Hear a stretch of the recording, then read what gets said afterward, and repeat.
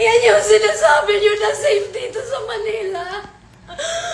Andito ako yan sa Makati.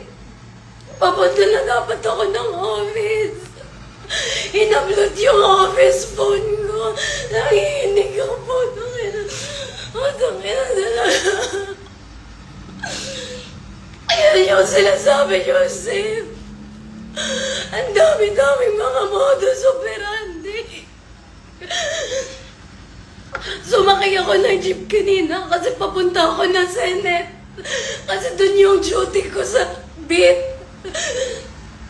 Pagsakay ko ng jeep, may lalaki bigla akong binuhusan. Ayan. Binuhusan niya ako ng ganyan, hindi ko alam kung ano yung binuhos niya sa akin. Tapos, nag-offer siya sa akin ng wipes. Yung cellphone na office phone, pinatong ko dito sa bag. Pagpatong ko dito sa bag, binigyan niya ako ng wipes. Pagbigay niya sa akin ng wipes, dapat pupunasan ko na kasi nagmamadali nga ako. I was so frustrated kasi papunta ako ng duty. Tapos itong suit ko, kakabili ko lang din. Hindi madali para sa akin yon.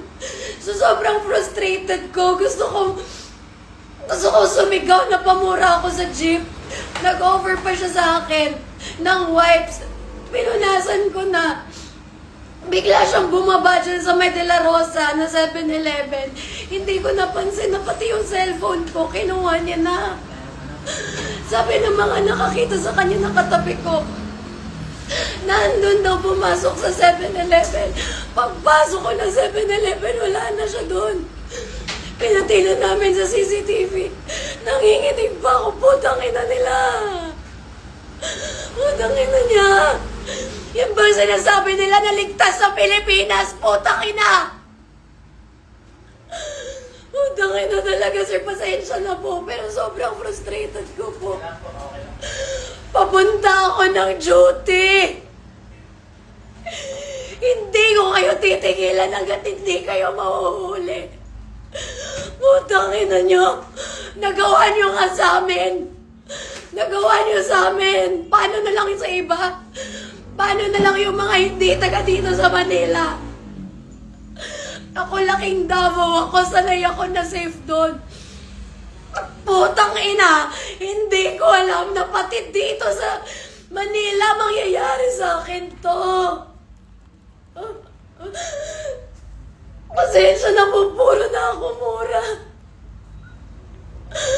Alam ko hindi to gawain ng ng isang kaanib, pero grabe. Grabe. Company cellphone yun. Papunta akong duty.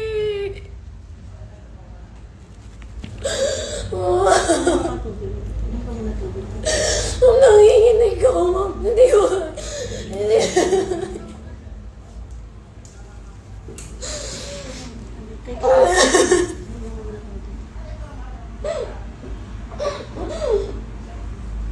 Ma'am, thank you po. Pasensya na po.